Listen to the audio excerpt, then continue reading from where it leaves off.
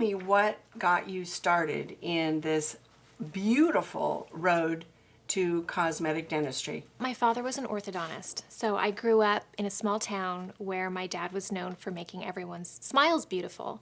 And I loved that, and I used to go to work with him, and it was an exciting thing to watch people go through this transformation. So I decided I too wanted to be an orthodontist. While I was in dental school, I learned that there was a faster way to achieve the same results that he was achieving through orthodontist, and that was through cosmetic dentistry.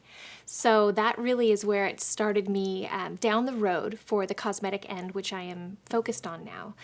I do general dentistry as well. I love general dentistry. I love reconstructive dentistry. But the cosmetic is really where my gift lies because I am an artist.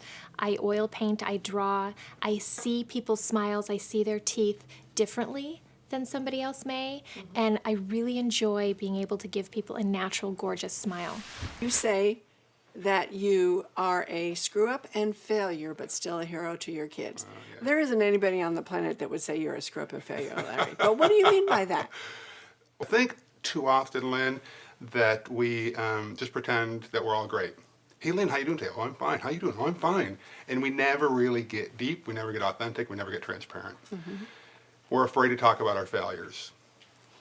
I was doing a keynote in Chicago this past weekend, and I said to the crowd, I am going to single-handedly bring failure back. I'm going to make failure cool.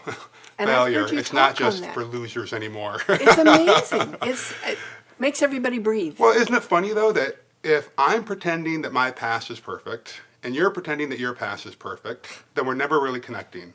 We're never really collaborating. Yeah. We're never really going deep anywhere.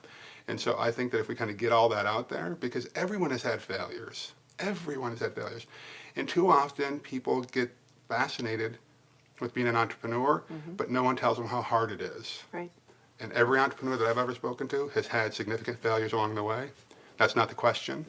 It's how do they respond to it.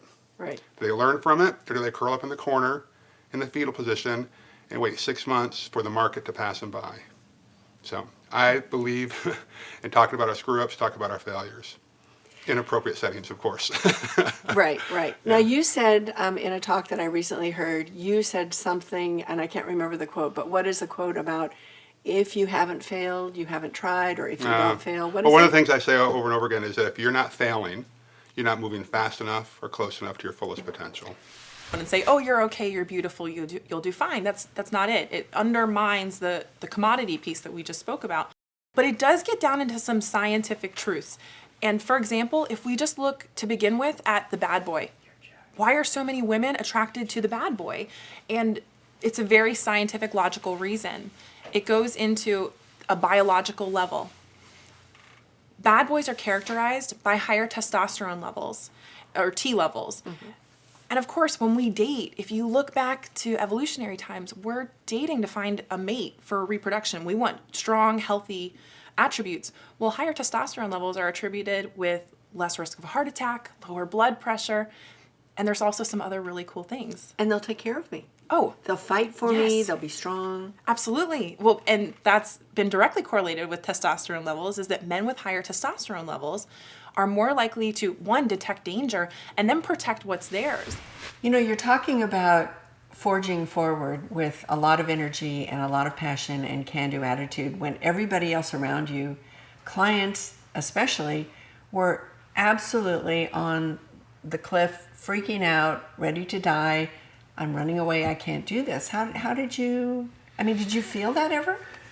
Yeah, I did feel it, and the real estate market felt it. As you said, buyers, sellers were going through grief. It was the most horrible time that I've ever spent in the real estate market, seeing all the distressed people, distressed properties.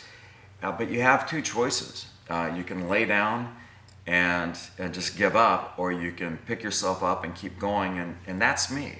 That's how I've been trained. Is no matter what, you just pick up and you fall back on your experience and you look for opportunity. And that attitude and the real estate experience is what propelled me through the following 5 years.